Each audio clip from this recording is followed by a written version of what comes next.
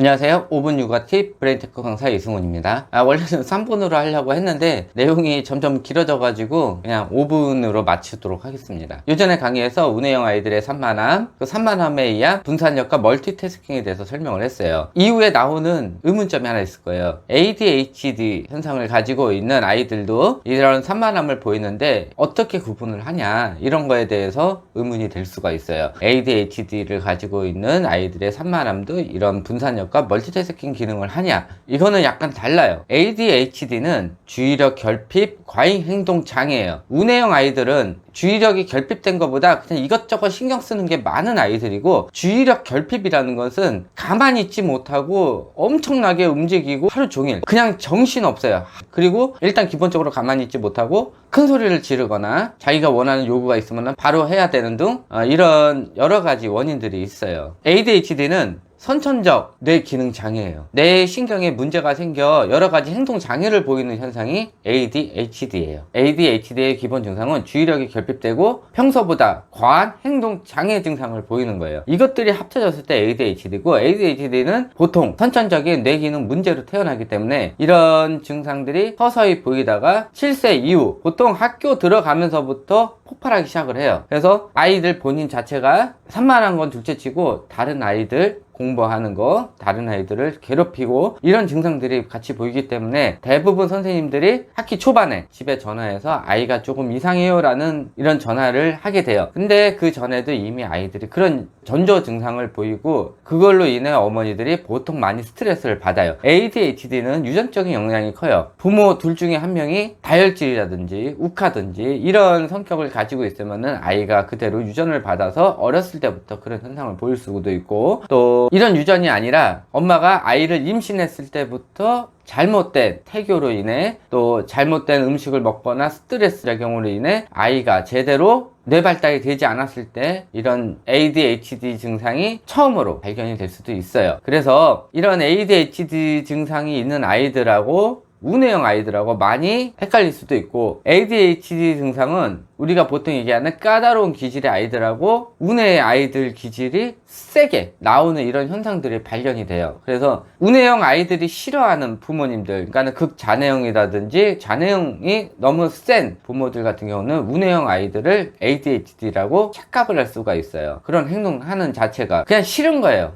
그리고 극자뇌형이나 아니면 자뇌형이 센 부모들 같은 경우는 이런 행동을 하는 운해형 사람들을 무시하고 싫어하고 이런 거를 해왔기 때문에 자기 아이가 그런 행동을 보이기 때문에 본인 아이가 운해형인데 운해형 스타일의 행동 자체가 문제가 되는 행동이라고 생각을 하기 때문에 이런 운해형 아이들을 ADHD라고 착각을 하고 그걸 인정하려 하지 않고 아이한테 계속 스트레스를 줘요. 그걸로 인해 아이가 후천적 ADHD 증상이 생길 수가 있어요. ADHD의 기본은 선천적이에요. 하지만은 보육자가 극자뇌형일 경우나 아니면은 자뇌형 스타일이 너무 큰 이런 스타일일 경우에는 운해형 아이들 하는 행동들을 계속 제지하기 때문에 이 제지로 인해서 아이의 뇌회로에 문제가 생겨 후천적 ADHD 증상이 생기고, 또 이런 증상 역시 학교에 가면서부터 빵 터지기 시작을 해요. 7세가 지나면은 이 ADHD 증상이 보이면은 약물 치료든 여러 가지 치료를 해서 부모도 그거에 대해서 생각을 하고 같이 아이랑 맞춰서 해줘야 되는데, 7세 이후에 ADHD 증상이 보인 이후부터는 굉장히 어려워요. 그렇기 때문에 7세 이전에 아이들이 이런 전조 증상이나 아니면은 아이들이 운해형 스타일이 좀 크다 싶으면은 아이들을 이해하고 아이들 기준으로 조금 포용을 해주는 게 아이들이 후천성 ADHD가 걸릴 확률이 적어져요. 이 뇌회로가 문제가 생기는 거는 운해에서 받아들인 정보가 좌뇌로 들어가면서 판단을 하고 감정 억제를 하고 행동 조절을 하고 이런 것들을 하는데, 이런 것들이 부모의 억제와 강압과 스트레스로 못하게 될 수가 있어요. 그래서 운해형 아이들이 가끔 가다가 ADHD 증상으로 옮겨지는 경우가 있으니까는 그거를 주의하셔야 돼요. 자, 요걸로 강의 마치고요. 다음번에는 운해형 사람들의 다른 특징에 대해서 설명을 해드리도록 하겠습니다. 궁금하신 점은 밑에 댓글 달아주시고요. 제 강의가 좋았다면 구독과 좋아요 부탁드립니다. 감사합니다.